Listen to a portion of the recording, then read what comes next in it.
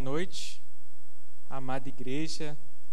É um privilégio muito grande estar pregando na igreja em que eu sou membro, cresci, enfim, fui discipulado, me converti aqui, e eu e minha esposa estamos muito felizes com o privilégio, né, de pregar hoje.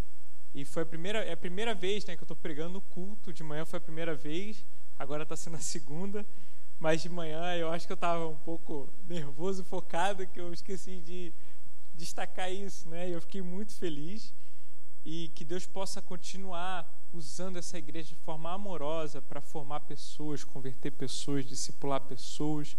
Eu também não posso deixar de destacar o carinho que a igreja tem tido com a minha família.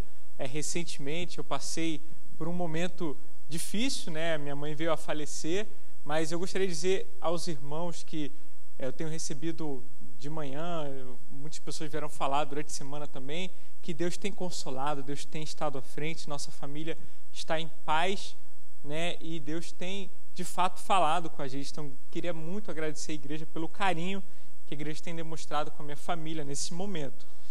E eu gostaria também de pedir à igreja, né, já para entrarmos aqui no texto, abrir em Neemias. Nós vamos trabalhar um pouco o texto de Neemias. Então, Neemias 1.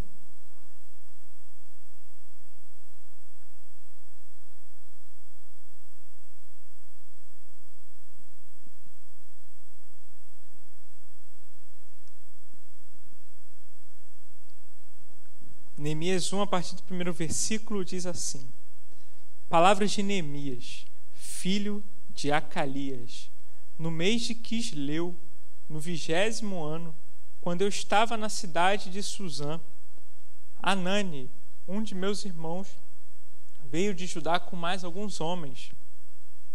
Perguntei-lhes pelos judeus que voltaram, os que sobreviveram ao cativeiro, e a respeito de Jerusalém.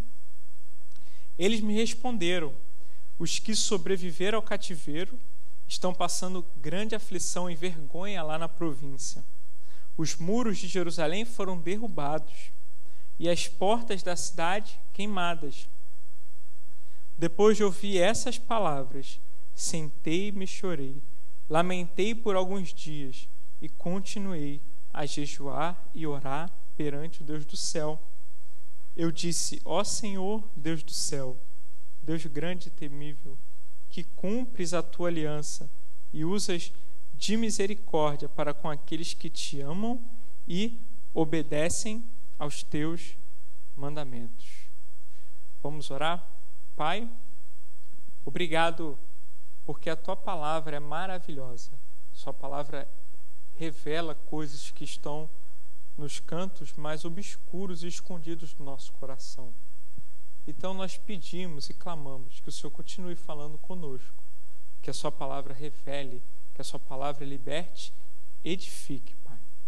Deus, mais uma vez eu peço que eu não atrapalhe a tua palavra, que a sua palavra venha a ser pregada com fidelidade e que os olhos dos nossos corações sejam abertos para contemplarmos as maravilhas da tua santa e bendita lei. Em nome de Jesus, amém.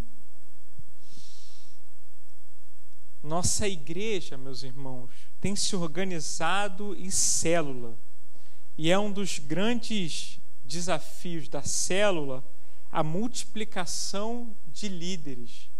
Nós não multiplicamos célula, nós multiplicamos líderes.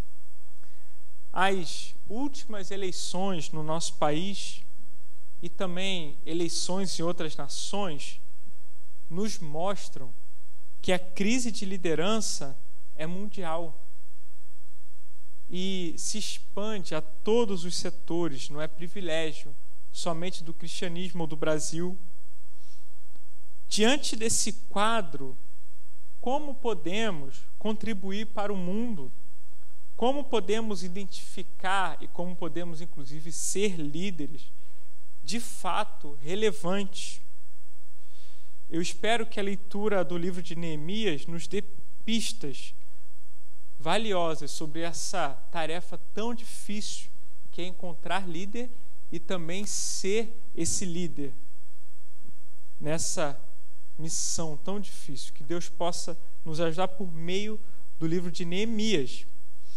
E lendo o livro de Neemias, eu gostaria de ler 4 lições a partir de alguns versos desse livro, desse capítulo e um pouco do capítulo 2. A primeira lição, para que nós possamos identificar características, tanto em outras pessoas, como desenvolver características em nós mesmos de um líder, é que um líder se quebranta, chora pelos problemas das pessoas, pelos problemas à sua volta. Os primeiros versos do livro de Neemias mostram isso. Palavra de Neemias, filho de Ecalias, no mês de Quisleu, no 20º ano, quando eu estava na cidade de Suzã. Anani, um dos meus irmãos, veio de Judá com mais alguns homens. Perguntei-lhes pelos judeus que voltaram, os que sobreviveram ao cativeiro, e a respeito de Jerusalém. Eles me responderam: os que sobreviveram ao cativeiro estão passando grande aflição e vergonha lá na província. Antes de continuar nesse tópico, é interessante nós entendermos que naquele tempo os judeus estavam vivendo como exilados lá na Babilônia. No entanto, não era mais o Império Babilônico que dominava, era o Império Persa. Os babilônicos, eles tinham uma política de misturar os povos.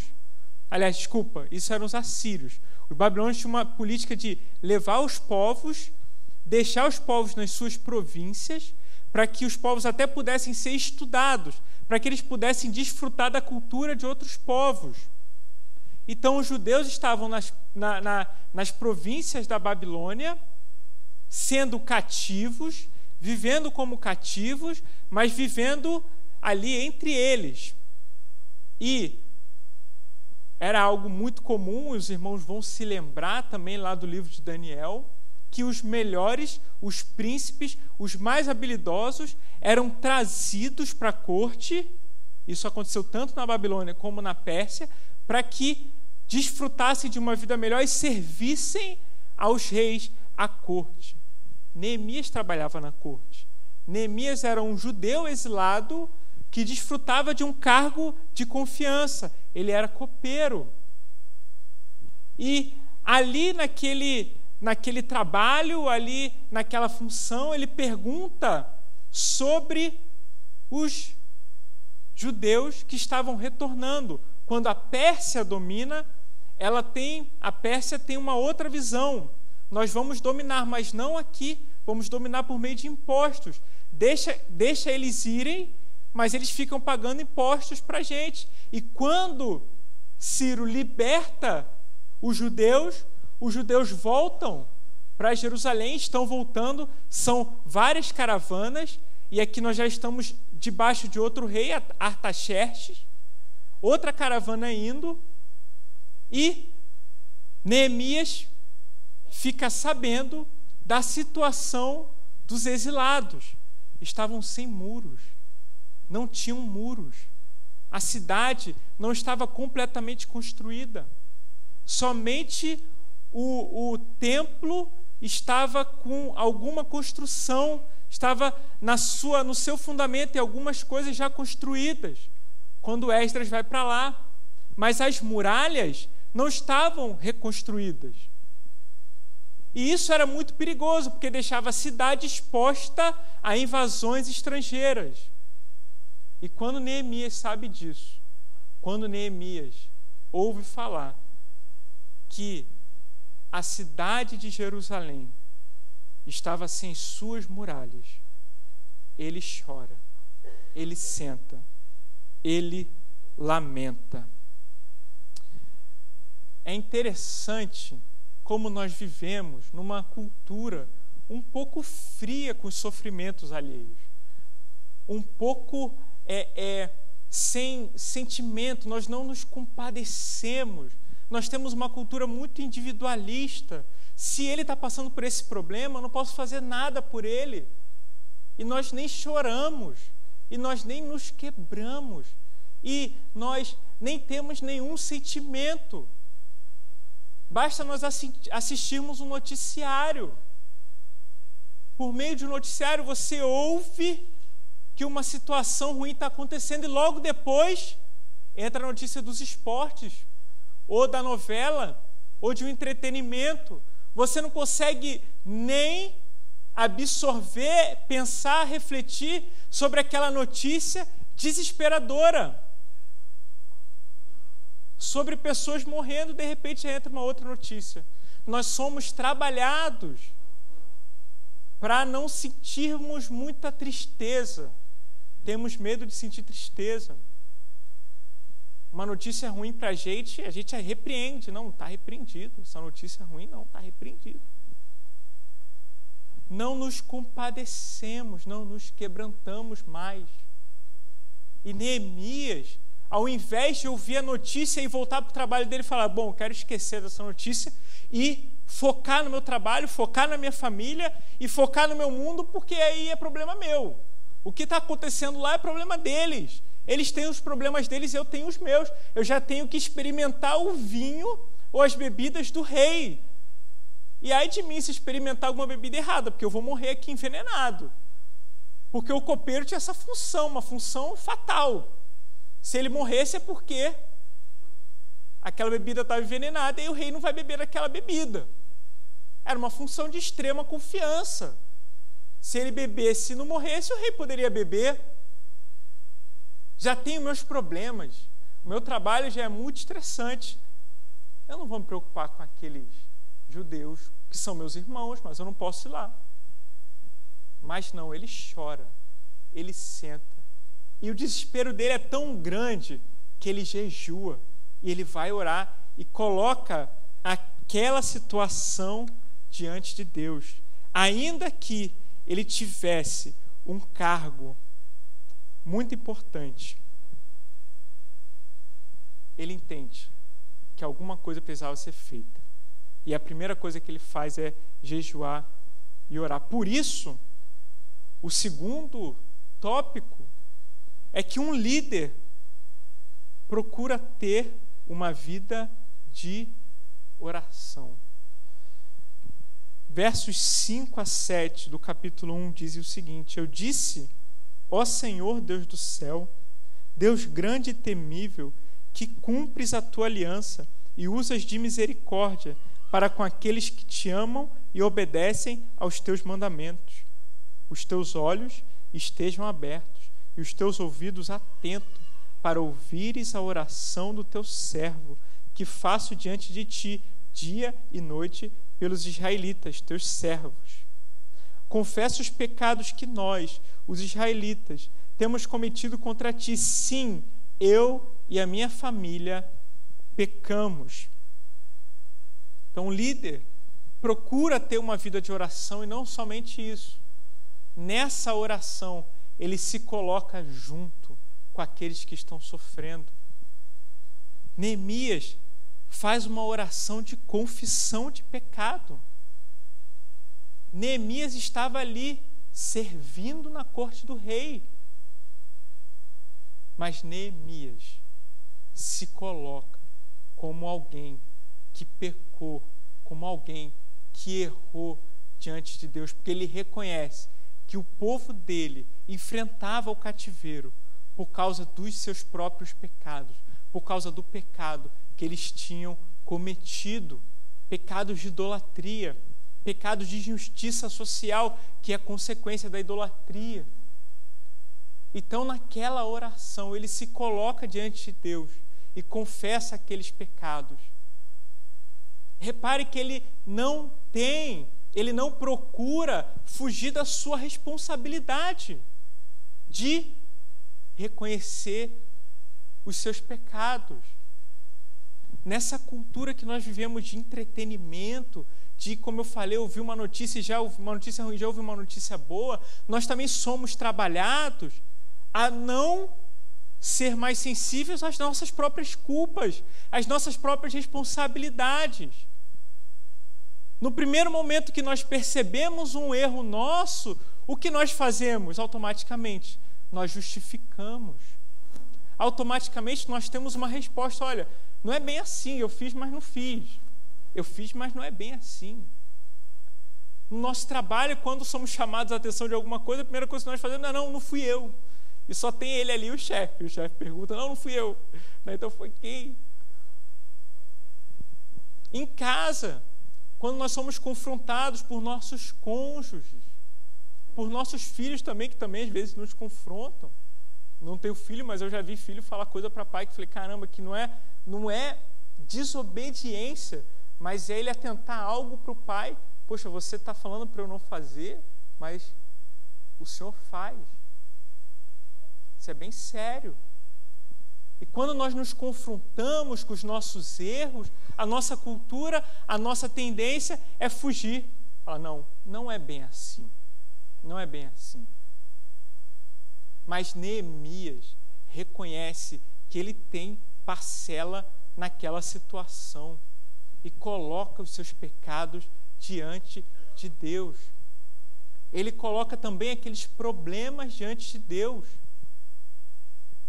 Um problema, uma situação que os seus irmãos estão passando e que, por consequência, ele também está passando. E essa consciência de que eu também pertenço àquele problema é bem interessante também em Neemias. Então, naquela situação, olha, Deus, essa situação está acontecendo, está aqui, nos ajuda. Então, nessa vida de oração, Neemias reconhece que ele não pode resolver sozinho. Quando nós nos perguntamos quanto tempo de oração nós temos que ter por dia, olha, eu confesso, eu não sei responder. O que nós temos que responder é o quanto eu preciso depender de Deus durante o dia. O quanto eu preciso depender de Deus. E Neemias mostra que ele depende completamente de Deus nessa oração. O quanto nós precisamos entender que dependemos de Deus. É o tempo que nós temos que levar diariamente de oração. É o tempo da nossa dependência.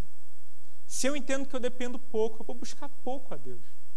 Se eu entendo que eu não tenho nada a oferecer, minhas mãos são completamente vazias, eu vou depender muito. E aí eu vou buscar ter uma vida maior de oração. Então Neemias reconhecia que, apesar do cargo, apesar da sua habilidade, apesar da sua confiança, da função que ele tinha diante do rei, do maior império da época, ele não tinha nada a oferecer a Deus e por isso ele orava. Por isso é importante, na característica de um líder, ele ter uma vida de oração, de busca ao Senhor. E eu sei que na nossa vida urbana, o nosso tempo de oração é uma crise. Como ter um tempo de oração nessa vida louca que nós temos? 12 horas, 13 horas, 14 horas de trabalho. Acordar mais cedo é muito difícil. Dormir mais tarde, já chegamos cansados do trabalho. O que fazer diante disso? Olha, meus irmãos, é muito interessante, porque nós também aprendemos isso com Neemias. Neemias estava aqui, estava provavelmente no meio das suas funções, e ele para orar. Se nós formos fazer essa oração de Neemias, nós vamos ver que é uma oração curta, não é uma oração longa. Uma das nossas maiores frustrações com oração é que nós queremos já começar a ter 2 horas de oração, 3 horas, 1 hora. Se não estamos acostumados, vamos começar com pouco. Vamos começar com orações curtas durante o dia. Está no meio das suas tarefas. Vai lá no banheiro do seu trabalho, lava o rosto. Ora, Deus, me ajuda com essa tarefa. Está diante do seu computador, diante de alguma coisa para fazer, que é difícil. Ora, ainda que seja uma oração rápida, Deus, me ajuda nessa tarefa, nessa situação. Eu preciso da sua ajuda. Recebeu uma notícia complicada, um problema que tem que ser resolvido, é na hora. Deus, me ajuda.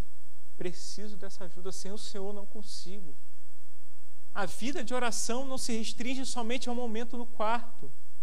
Ela é durante o dia, o tempo todo, o tempo todo. Um líder precisa ter uma vida de oração e um estilo de vida de oração.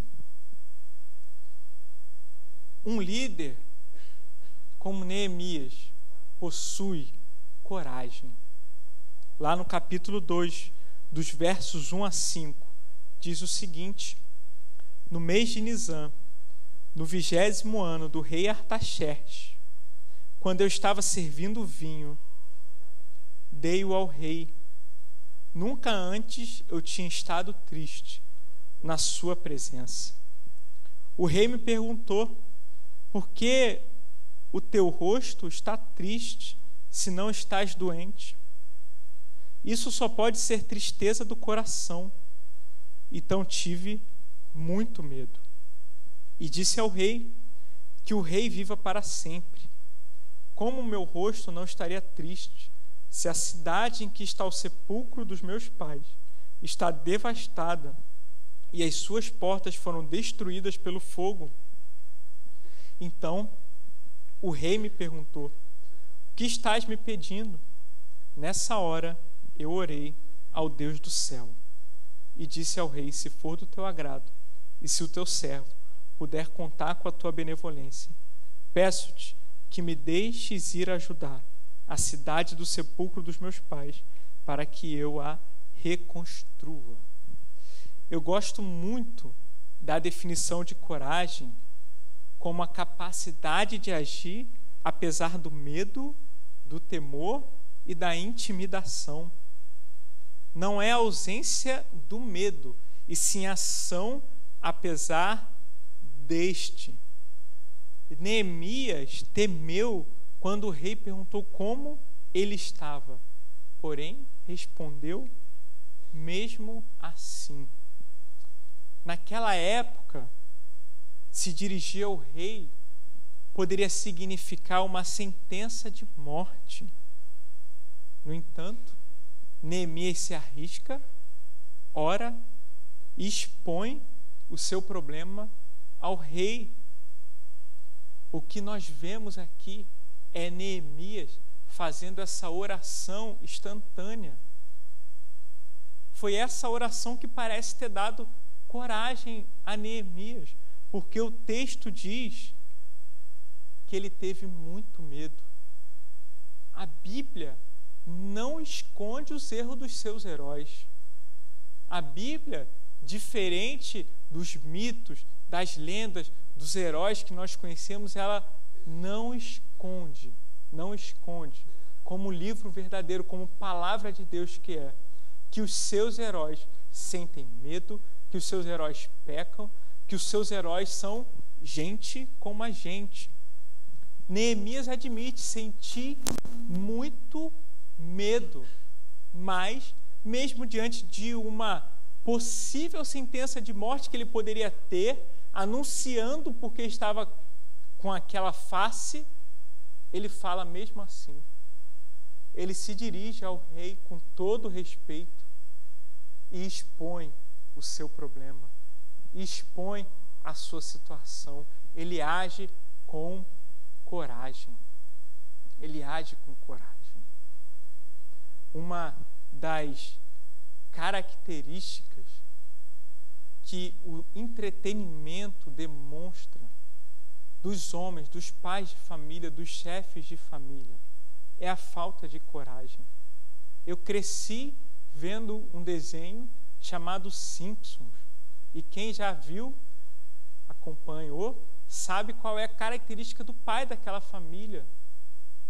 Uma pessoa que não faz nada pela família, só quer saber de si mesmo, só quer saber de comer a sua rosquinha, não se preocupa muito com os filhos, não tem uma boa relação com os filhos. Aquele é o desenho que as pessoas querem pintar do líder espiritual da família. Uma pessoa sem coragem, uma pessoa que não enfrenta seus medos. Sabe, meus irmãos, muitos de nós têm aceitado essa figura de liderança é ilustrada na liderança paterna, na liderança de família. Nós não podemos criar e ser pessoas, e nós homens não podemos ser homens, maridos e pais, sem enfrentar o medo. Hoje existem muitos meninos, e um pastor vai falar da cultura de meninos, o homem que não cresce, o homem que não entende sua responsabilidade, o homem que não assume as suas funções.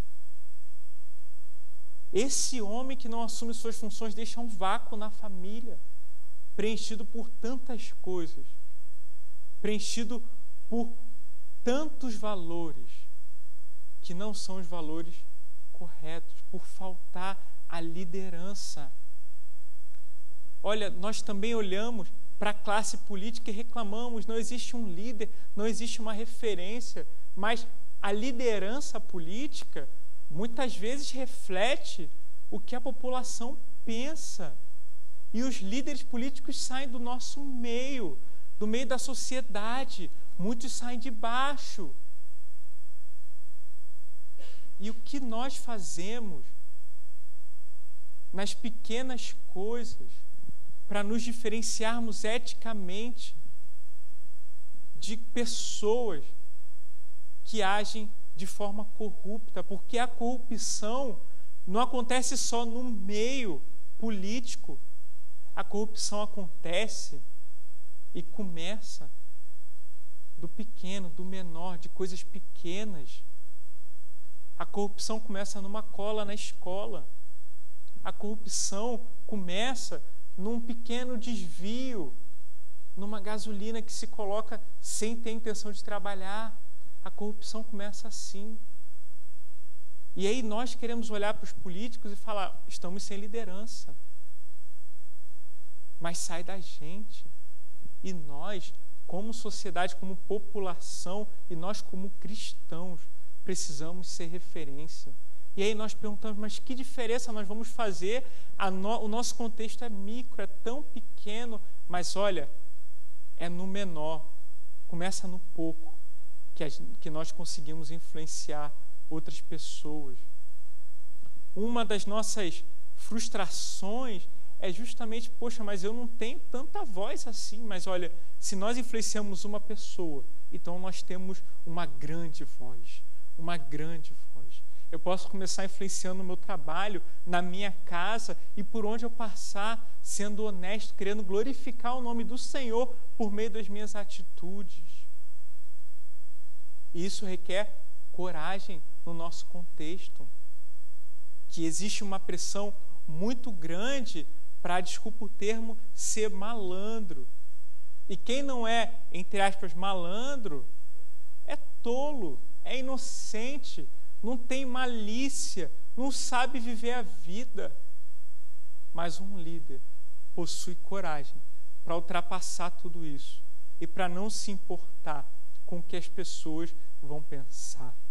E nós precisamos ter essa coragem, porque nós, como cristãos, filhos do Deus Altíssimo, herdeiros de Jesus Cristo, co-herdeiros com Ele, que morremos e ressuscitamos com Jesus, como Romanos nos ensina, nós precisamos caminhar como carta viva de Deus, com coragem, renunciando a esses valores e atuando como profeta por meio das nossas atitudes.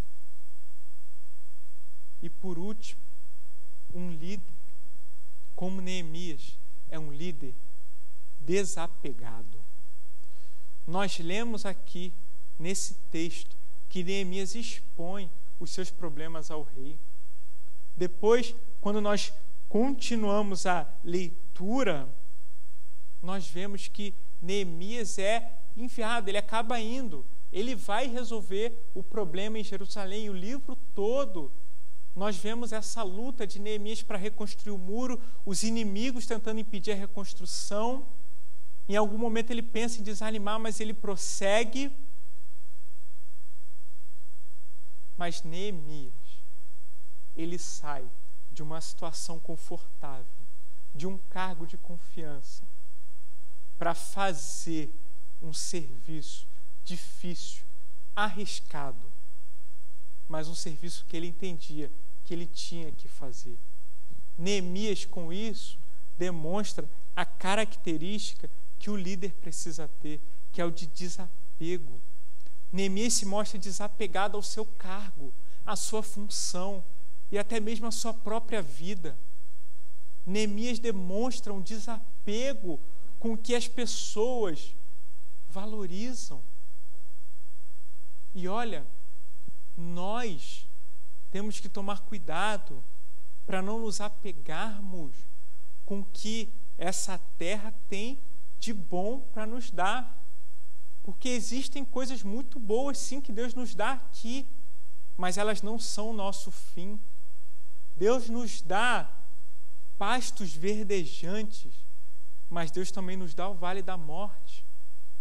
Deus nos dá bênçãos que nos deixam muito felizes, mas também nós passamos por sofrimento que nos fazem chorar.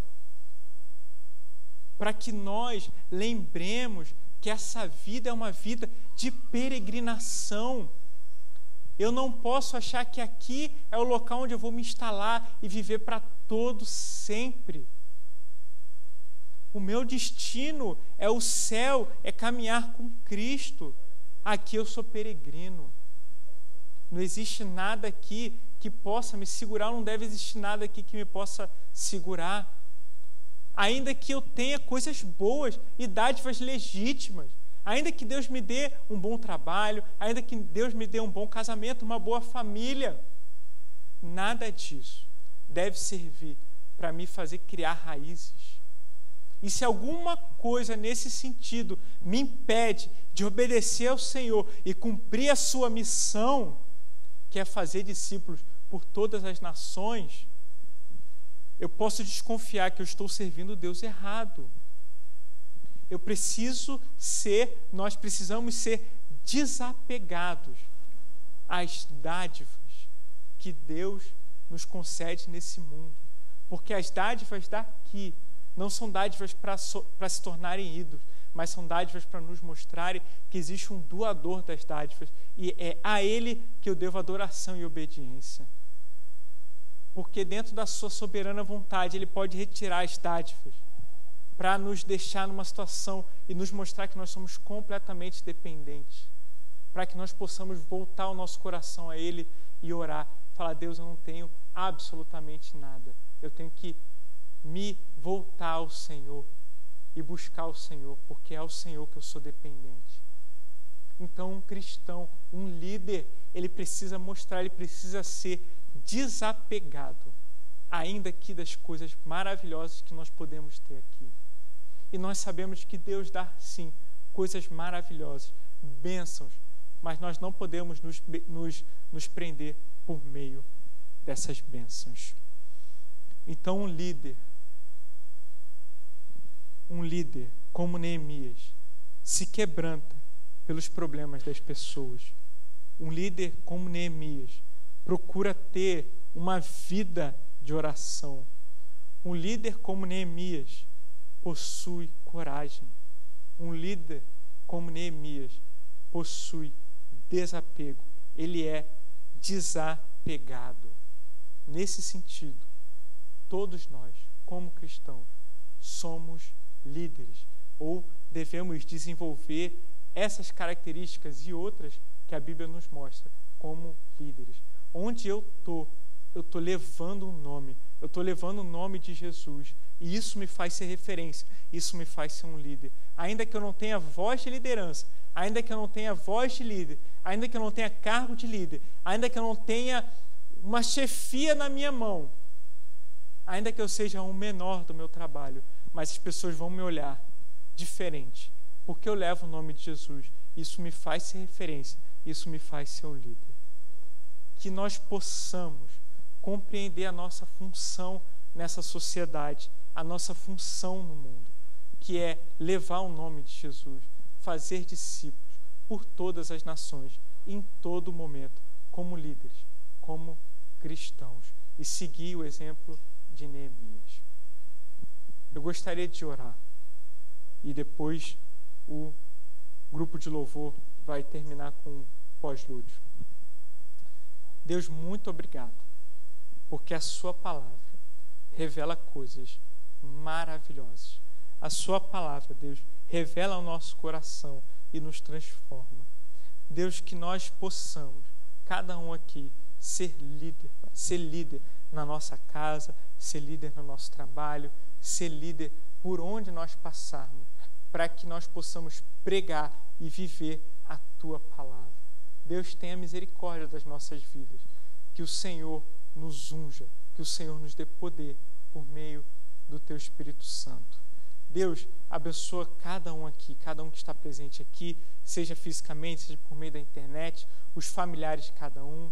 Abençoa a nossa semana, nos dá uma semana em paz.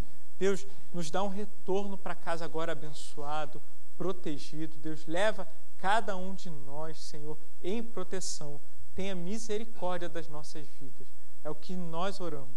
Em nome de Jesus. Amém.